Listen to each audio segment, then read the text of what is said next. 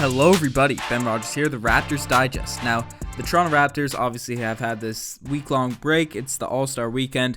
Pascal Siakam's out hanging out with Jakob Poeltl. Kawhi and Lowry are playing in the All-Star game. Danny Green's in the three-point contest. There's lots of stuff happening, but obviously we have this long break of games, and it's not the midway point of the season, as the Toronto Raptors have already played, I believe, 59 games, so obviously out of 82, it's way over half.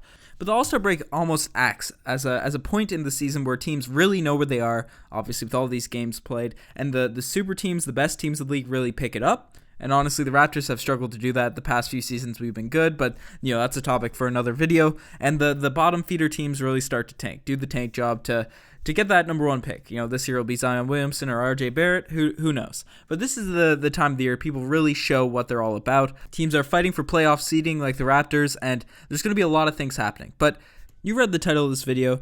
I preface this, the All-Star break's kind of a time of year where things can happen, things can sort of change, and I believe for the Toronto Raptors, there's going to be a breakout player on the roster, and it's going to be none other than our youngest guy, OG Anunoby. Now, there's a lot of reasons that go into this. OG Anunoby has obviously had a disappointing season, to say the least, to go so far this season. He's averaging 7 points per game, which is an improvement on last season, which I was kind of surprised, as OG started 62 games last year. His three-point percentage is down. It's down from 37% to 33%. Still not horrible, but not where we want it to be from our 3-and-D guy. He's shooting he has efficient field goal percentage of 53%, which is still pretty good. OG's not having an awful year as maybe the eye test shows, but for a guy coming into the season, there's debates about who's the better young player, Pascal Siakam and OG Anunoby, and obviously this current season it's blatantly been Pascal Siakam. He's just taken his game to a whole nother level, completely outperformed OG, who was in the starting unit last year. Pascal's the consistent starter this year. This season there's no doubt about it, there's no debate. Pascal Siakam's our top young guy. But with the kind of disappointments in OG Anunoby, we've seen a lot of people kind of fall off the bandwagon. Obviously, he had that phenomenal game going into the All-Star break with 22 points. But regardless, a lot of the fan base has been a bit, been rotted with OG. Some people want to trade him for a bag of cookies at the trade deadline. And unless we were getting a superstar, there's really, it's just dumb to trade OG right now. His trade value is so low. There's no point in trying to make a move for OG, a young piece that's just been struggling to the start of the season. But regardless, you read the title of this video. I personally believe OG Anunoby will have a much improved finish to the season than he started, and let's just get straight into it. OG Anunoby, he came into the season, he was working all summer, he had those workout videos, he was grinding, working with Michael Lancaster, one of the most notable trainers out there, if you guys remember those I'm Possible videos. He really came in and made a focus on fixing his ball handling and getting more comfortable out on the court. And that's been the biggest issue with OG Anunoby. He looks a bit stiff when he's playing. Most of you guys listen to all the pods. For the people that don't, we've been saying it all year. OG has just looked mentally out of it. And he had a lot of things going on at the beginning of the season. We won't get into all that. He's dealt with injuries. So being on and off the court as a very young player, it makes sense for him to not be mentally in tune to everything that's been going on. It makes sense for him to be just kind of lopsided, and I think that's most evident through his free throw shooting. His free throw shooting for a long stretch of this season was in the 30s. It's improved it's improved to 45%, but most of the season is around 32, and that's just horrible. That's just awful, especially for a guy that's a 3-point shooter. He's known as a 3-and-D guy. That's mental. At the free throw line, there's just a mental issue there when a good shooter, a guy that's pretty good at shooting in all of the areas, it drops his percentage by 30%. Last year, he wasn't a great three-point free throw shooter by any means. He shot about 63%. To be down in the 30s following an offseason where you really put a lot of work in, there's a lot of mental side to that. So I think that free throw line, just watching him play the eye test, you could really see OG Anunoby was out of it for a lot of games this season. And personally, I think that really took OG out of his groove. Watching him play last year and what he's been known as coming into the league, most of his offense was initiated just off cuts and Kyle Lowry feeding him on back doors and, moving to open space on the offensive end to get those open three-point looks. That's where most of his shots came from. He wasn't known as a creator. Last season, I don't even know if we saw a half-court set where OG Anunoby really kind of took the ball in an ISO situation and drove it in. So when he's not mentally into the game, his offense is going to struggle because that's where most of his points came from. We'll get into other things later about his improvements, and on the defensive end especially as well. Defense, we see a lot of guys. OG Anunoby's one of the most physically gifted players in the NBA. He's one of the most physically gifted young guys.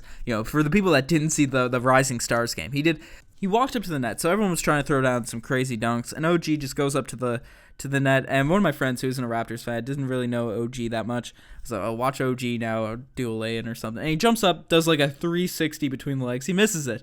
But the fact that he could just get up there without a running start, it's ridiculous. OG Anunoby has the physical gifts. He can defensive lockdown. We called him Clamp God last season before, the NBA Clamp God joined our roster. But his defense is kind of taking a hit this season because he lets his man cut past him. He's not always engaged in bashing cutters and being there on, the help side rotations because 50, if not, more percentage of defense is just awareness, knowing where to be. That's why, a guy like Marc Gasol, not physically gifted at all.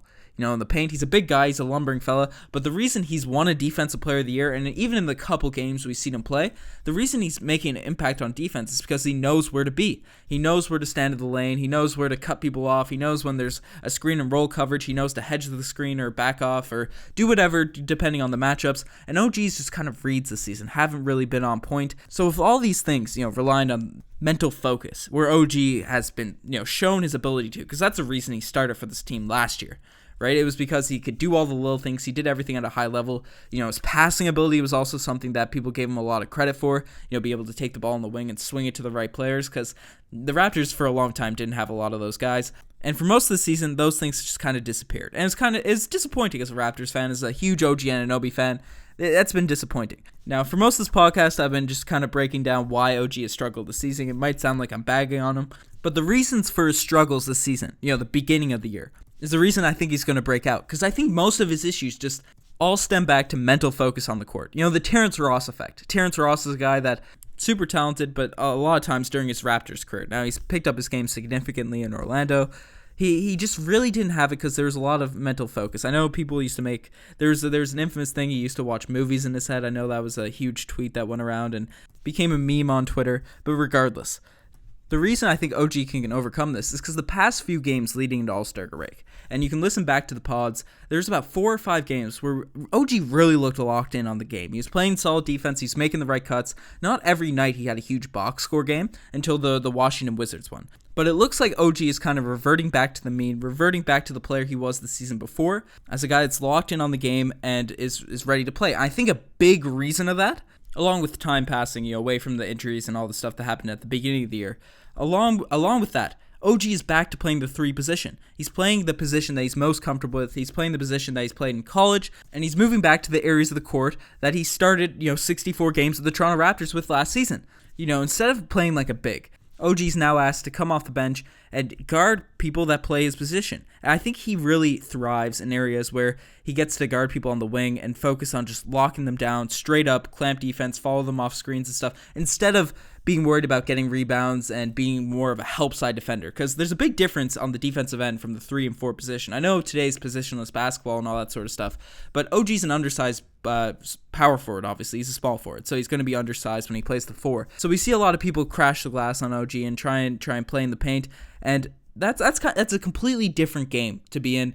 It's out of position for OG. He's never been the greatest rebounder necessarily, and it's definitely an area of game he can improve. But I think being back in his comfort zone allows him to just ease into the game more calmly, more smoothly. Because when he's not into it, he just looks rigid when he's out there. He looks kind of stiff. His jump shot looks a bit whack. I know a lot of people. I've been DM'd a few times on Instagram. You guys are saying his 3-point shot when he's not looking good, it's a completely different form than it was last season. It's always been a bit slow, but he just kind of chucks it. It's like a hitch in his elbow.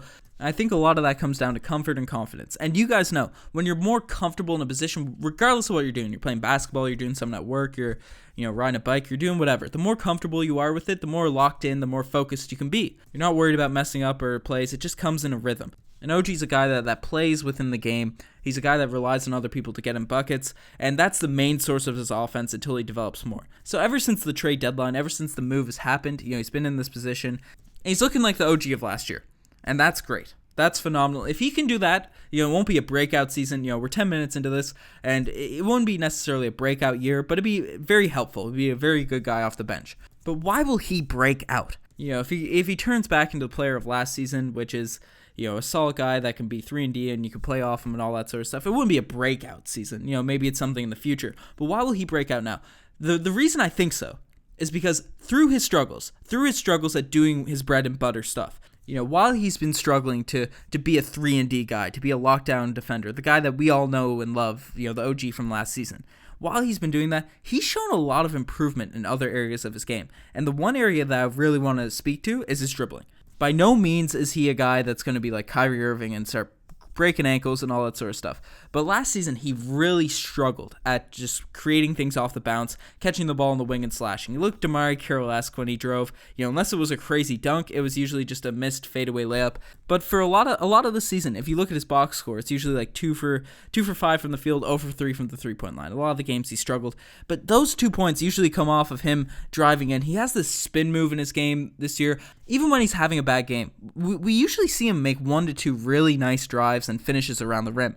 They sometimes look a bit awkward, but because he struggled so much, I think this is an area of game people aren't noticing because it's something he never did before. It's not something he never did last season, but his ability to slash, I think, is going to be extremely helpful for his game moving forward. And now that he's looking comfortable on the court again, we're really going to see the full effects of that in the upcoming games. I think that Washington game going into the All-Star break is an indication. Obviously, we're not going to get a 22-point per game night from OG on a daily basis, and if we do, that would be absolutely amazing, but that's not what I'm saying. But I think we could definitely get some more scoring bursts out of OG going down as we approach the playoffs, and OG is one of those guys that during the playoffs last season, we saw a lot of people kind of take a step back when we played against LeBron and played against the Wizards. OG was the guy that stepped his game up. He really had some of his best games of the season against the Wizards. He had some phenomenal games against the Cavaliers. He hit that clutch shot in Game 3, but unfortunately, LeBron James had to ruin our souls with a game winner. So OG's a guy that's proven. He's proven to have some big plays in him.